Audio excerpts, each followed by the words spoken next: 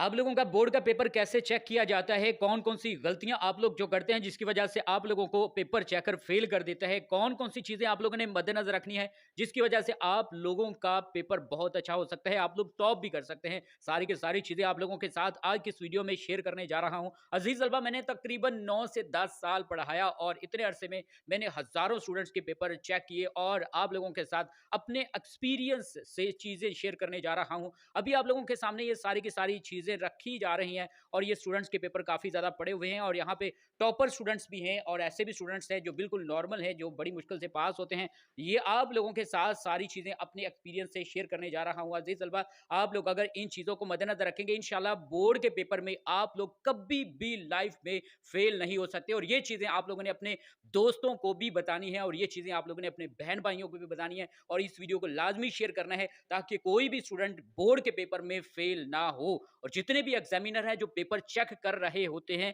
वो इस तरीके से पेपर मार्किंग करते हैं और बोर्ड में जो स्टूडेंट्स फेल होते हैं वो इन गलतियों की वजह से फेल होते हैं और पेपर चेकर इन चीज़ों को देखता है जिसकी वजह से स्टूडेंट्स को फेल कर देता है। ये गलतियां, ये आप लोगों ने मिस्टेक्स कभी भी नहीं करनी। अगर नहीं करोगे तो यकीनन अजीज तलबा आप लोग 100% गारंटी देता हूं आप लोग पास हो जाओगे। अगर ये गलतियां बार बार करोगे, बार बार फेल हो जाओगे तो फिर आप लोग डीमोटिवेट होकर एंड पर अपनी स्टडी को ही वाइंड अप कर दोगे। तो ऐसा नहीं करना। चलिए आप लोगों को बताते हैं कि एक पेपर चेकर, और उसमें मैं खुद भी हूं, कि मैं पेपर चेक कैसे करता हूं और बोर्ड की तरफ से कौन कौन सी हदायत दी जाती हैं जिनको मद्देनजर रखकर एक जो पेपर है बोर्ड का वो चेक किया जाता है। तो अजीज तलबा, अगर आप लोग पेपरों के हवाले से, गेस्ट पेपर्स के हवाले से, नोट्स के हवाले से किसी भी किस्म की एजुकेशनल अपडेट्स आप लोग बर वक्त हासिल करना चाहते हैं तो आप लोगों के लिए हम लोगों ने अपने यूट्यूब चैनल, टिकटॉक अकाउंट्स और फेसबुक पेजेस बहारे इल्म टीवी के नेम से बना लिए हैं। तो जनाब अभी से हमारे सोशल मीडिया अकाउंट्स को विजिट कीजिए और इससे इस्तेफादा हासिल कीजिए। अजीज तलबा, यहाँ पर आप लोगों के सामने एक चीज फाइनल करके रख दूं कि जो पेपर चेकर होता है ना, उसको एक पेपर आप लोगों का जो चेक करने के लिए जो जितनी कीमत दी जाती है, पैसे दिए जाते हैं, वो होते हैं 50 रुपीज।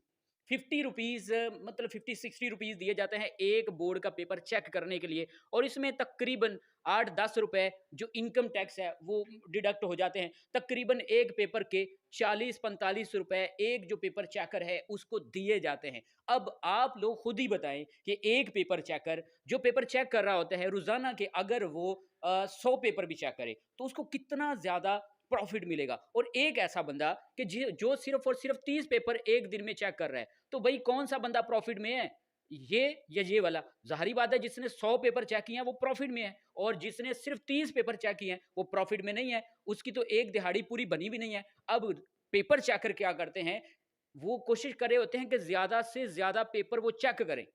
अब जितने ज्यादा वो पेपर चेक करेंगे उतना ज्यादा उनका खर्चा बन जाएगा।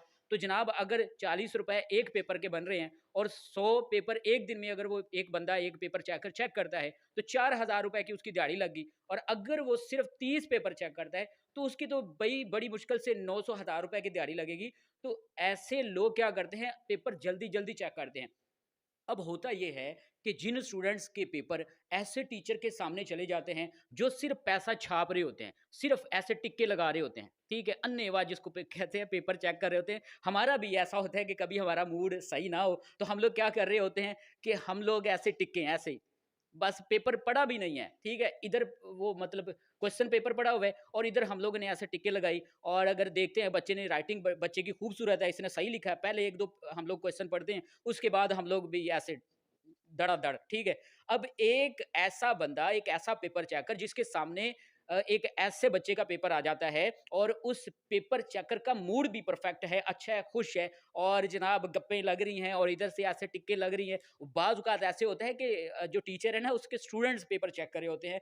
तो ऐसे जो स्टूडेंट्स हैं जिन्होंने गलत भी लिखा हो और उनकी राइटिंग अच्छी है, उन्होंने पेपर अच्छे तरीके से अटेम्प्ट किया है, उनको मार्क्स पूरे मिल जाते हैं। और बाद ऐसे स्टूडेंट्स होते हैं जिन्होंने जनाब बहुत अच्छा लिखा है और उनकी राइटिंग खराब होती है, उन्होंने सही पेपर प्रेजेंट नहीं किया हुआ होता, लेकिन लिखा उसने सवाल बहुत अच्छा है। लेकिन जो पेपर चेकर वो कहता है यार इसने खराब सा लिखा हुआ, कटिंग वटिंग है, तो वो क्या कर रहे होते हैं, ऐसे क्रॉस कर दिया या ऐसे ये बिलफर्ज ये पूरा बिल्कुल सही क्वेश्चन है। एक क्वेश्चन की डेफिनेशन भी ठीक है और उसने उसकी एग्जाम्पल भी ठीक लिखी है। जो कुछ भी पूछा गया वो एक्यूरेट उसने लिखा है, लेकिन राइटिंग्स ठीक नहीं है। उसने कटिंग की है, तो क्या करता है, जहां पर कटिंग हुई ना, बिलफर्ज यहाँ पर ऐसे कटिंग हुई है। अब जो पेपर चेकर है वो यहाँ पर जो कटिंग हुई है इसके ऊपर दायरा लगा देता है, और 2 नंबर का एक शॉर्ट क्वेश्चन है तो वो क्या करता है, 1 नंबर दे देता है। तो ऐसा आप लोगों ने कभी भी नहीं करना। अपने पेपर की प्रेजेंटेशन आप लोगों की बहुत अच्छी होनी चाहिए। आप लोगों की राइटिंग अगर खूबसूरत नहीं है, मसला नहीं है, प्रॉब्लम नहीं है, आप लोगों की राइटिंग नीट एंड क्लीन होनी चाहिए। हाशिए लगा के आप लोगों ने हर चीज़ हाशिए के अंदर लिखनी है, और एक-एक चीज़ क्लियर होनी चाहिए जो आप लोगों ने लिखा है। आप लोगों ने कट वाली मार्कर यूज़ करनी है। अगर आप लोगों को कट मार्कर यूज़ नहीं करना आता, मसला नहीं है यार, आप लोग सिंपल सा जो मार्कर है वो हेडिंग शेडिंग बना के वो आप लोग यूज़ करें। आप लोगों की जो चीज़ आप लोगों ने लिखी है वो समझ आनी चाहिए। तो फिर जो एग्ज़ामिनर है उसको पता होगा भई ये बच्चा जो है इसने क्वेश्चन ठीक अटेम्प्ट किया है, वो आप लोगों को वो टिक कर देगा आप लोगों का जो क्वेश्चन है। तो पहली गलती आप लोगों ने नहीं करनी वो ये है कि आप लोगों की राइटिंग नीट एंड क्लीन होनी चाहिए। इसके बाद दूसरी गलती जो आप लोगों ने नहीं करनी, आप लोगों का कोई भी सवाल है जो आप लोगों को नहीं आता, उसको नहीं छोड़ना।